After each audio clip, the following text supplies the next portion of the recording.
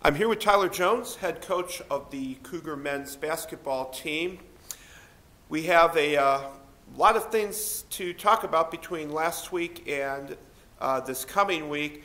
And first, Tyler, last week, a hard week for you and the team to go through. We had the passing of one of the former players here, Drake Adams. He was laid to rest just this past Saturday.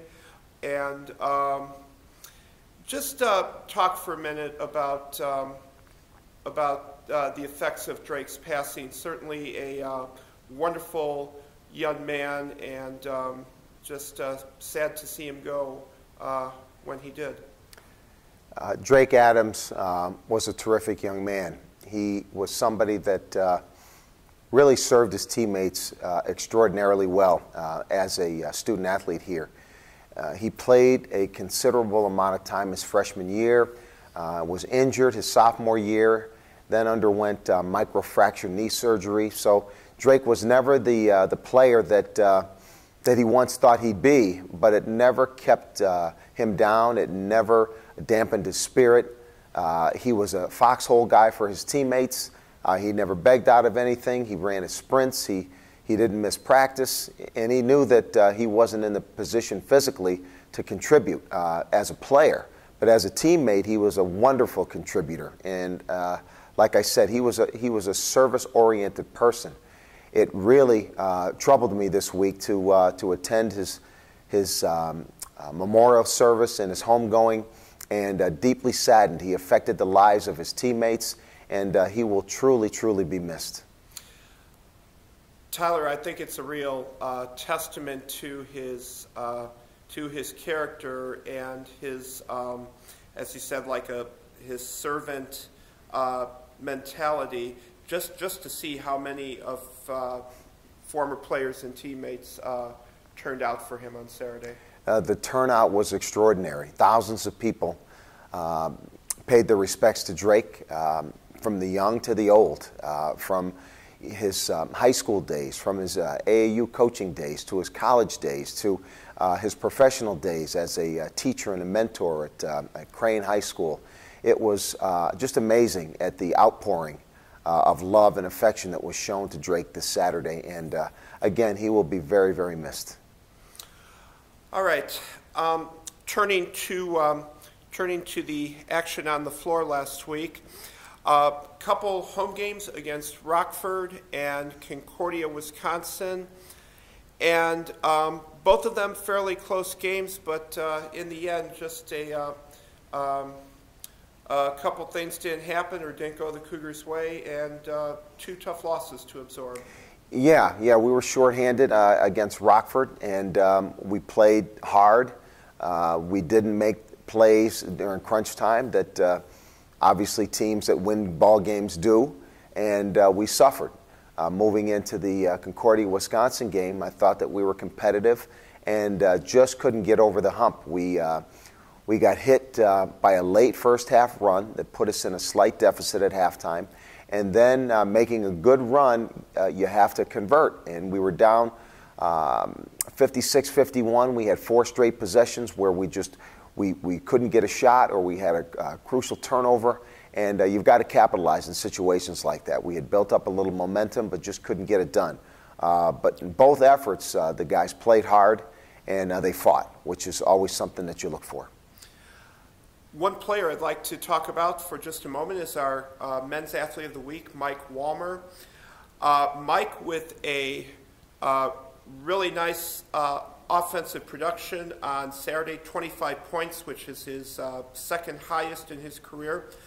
But the one stat that kind of leapt off the page at me, both from the Rockford game and the Concordia, Wisconsin game, was his steals. He had 7 in the 2 games, and really just some nice all-around balance to complement his scoring, really getting it done on the defensive end as well as the offensive. Well, they go hand in hand for Mikey. When he's committed and active defensively, it helps his offense because he's a smart kid, knows how to play passing lanes, He can apply very good pressure on the opposition's point guard, and he really turned it up last week. And in doing so, again, the defense complemented his offense. He got into a good rhythm. He was a good driver. He was a strong finisher. He shot a number of free throws, and when Mikey's a two-way player like that, he's one of the tougher players in the league. All right, now from one busy week last week to another busy one this week. Starting with tomorrow night, Tuesday, a game at Benedictine, and Benedictine right in the thick of it among the conference leaders. And this will be the second meeting, of course, with the Eagles. What are you looking for to take from the last time you played Benedictine to tomorrow night's game? They've got good interior size and strength. They've got 4 guys that are well into the 220, 25, 230-pound range that know how to play pick and roll offense. They know how to post up. And then they've got good leadership on the perimeter. John Dotson is a very serviceable point guard. He knows the game. They've got a very, very strong wing in Blazik. So they've got all the pieces. They're in second place right now in the conference at 10-3. Formidable opponent. We've got to be ready to go. We had a good practice and preparation to try to slow down their bigs. And more recently, our guards have been playing a lot better defense on the perimeter. So I'd like to think guys like Mike Walmer and Kylan Anderson and Brandon Stinson will be ready for the test of guarding their perimeter players in hopes that we can better defend their interior players. All right, then following Benedictine, of course, the Cougars in action at CIT this weekend. And Tyler, you're a veteran of these things by this time, but certainly I think probably your most treasured memory of CIT is the last time we were at Ann Arbor 4 years ago, the Cougars coming home with their first men's championship trophy since 1998.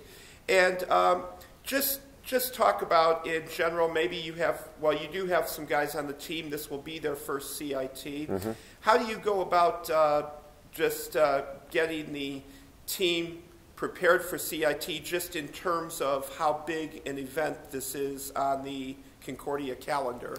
Well, unless you've played and experienced the CIT, you have no idea. I didn't 7 years ago. And my first trip was out to Seward, Nebraska, and I was told about the history of CIT, but when you experience it, when you hear the pep bands, and when you see the packed gymnasiums, and when you see the spirit for each of the teams being cheered on to win and cheered on to victory, it really is a wonderful spectacle, and something that I've often said was probably the best level that these kids are ever treated if they ever aspired to be a Division II, a scholarship player, or a Division I player, that CIT most closely resembles how they would be treated at the higher levels.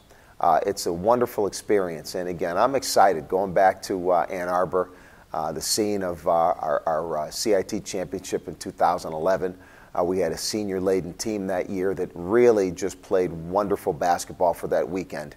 And again, you know, karma is a wonderful thing, and we're going there and we're set up to play Concordia, Nebraska in the first round like we were 4 years ago, and it's eerily similar, the circumstances with which we will be traveling to Ann Arbor. All right, Tyler, I'd like to thank you for your time this afternoon. Certainly, next Monday we'll have a lot to talk about, but in the meantime, best of luck to you and the Cougars tomorrow at Benedictine and then this weekend at CIT. Thank you very much.